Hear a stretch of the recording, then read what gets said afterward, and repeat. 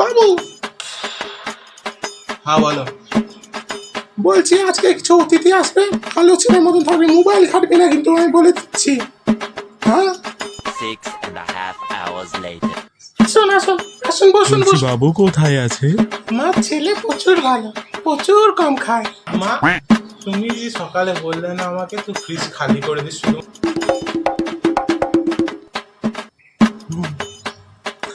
হ্যাঁ হ্যাঁ, চাকান চাকান। হ্যাঁ, বলছি আমার ছেলে যা পড়াশোনা করে কি বলবো, শুধু সবসময় বই নিয়েই পড়ে থাকে। কিন্তু মা, তুমি যে কালকে বললে বইগুলো সব শীতেই তুলে রাখিস। একটু মজা করার ধাত আছে।